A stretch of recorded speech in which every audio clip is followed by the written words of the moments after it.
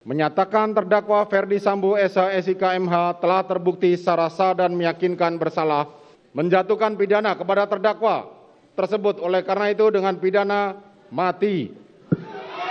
Memerintahkan terdakwa tetap berada dalam Vonis tahanan. hukuman mati terhadap Ferdi Sambo bukan epilog sempurna untuk drama kasus pembunuhan berencana ini. Bukan cuma hukuman itu bisa berkurang di pengadilan banding. Vonis mati hanya ilusi penegakan hukum apabila tidak dibarengi reformasi Polri.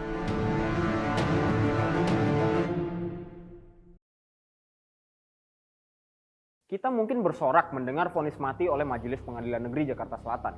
Karena kita merasa hukuman itu sepadan dengan kekejian dan kejahatan Sambo terhadap ajudannya. Vonis hakim ini lebih berat dari penilaian jaksa yang menuntut Sambo hukuman penjara seumur hidup. Hakim memilih vonis itu karena menimbang Sambo berbohong dengan menghalangi penyidikan atau obstruction of justice. Karena menghilangkan barang bukti dalam kasus pembunuhan Yosua. Kurang ajarnya lagi, Sambo juga mengerahkan anak buahnya untuk membuat skenario pembunuhan itu sebagai insiden tembak-menembak dengan ajudannya yang lain.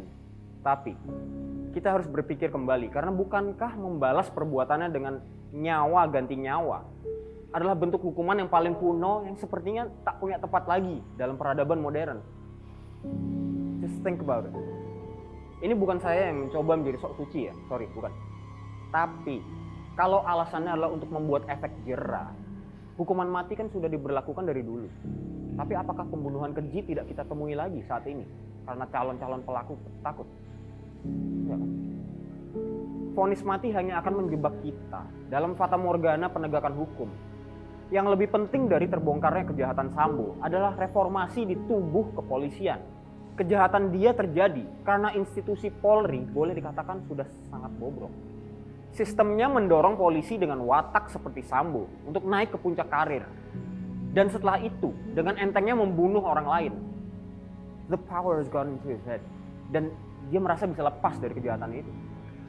Saking kuatnya ilusi power di kepala Sambo, dia mengerahkan 97 anak buahnya untuk menutup-nutupi kejahatannya. Terbongkarnya banyak skandal polisi setelah kasus Sambo mencuat, menunjukkan ada yang salah dengan sistem kepolisian kita.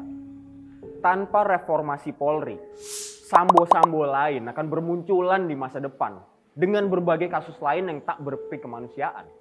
Sebelum Sambo, ada banyak jenderal terlibat skandal. Contohnya, mantan Kepala Bareskrim Susno Duaji dipenjara karena kasus korupsi. Yang berikutnya, Brigjen Prasetyo Utomo dan Irjen Napoleon Bonaparte yang terlibat kasus suap Taipan Joko Chandra. Nggak seperti ABRI yang berubah setelah reformasi 1998. Polri justru berjalan mundur. Kekuasaan keamanan dan kewenangan sipil yang semakin besar malah melegitimasi mereka untuk berbuat sewenang-wenang. Polri yang selalu menempati posisi terburuk dalam indeks korupsi menunjukkan bahwa reformasi kita gagal menempatkan polisi sebagai institusi yang melindungi, mengayomi, dan melayani masyarakat. Vonis mati Ferdi Sambo akan punya jejak panjang jika dibarengi dengan reformasi hukum. Tanpa perbaikan menyeluruh, polisi seperti Sambo bisa dengan gampangnya membayar sipir untuk menikmati penjara atau melobi hakim agung memangkas hukuman setelah euforia publik ini mulai redup.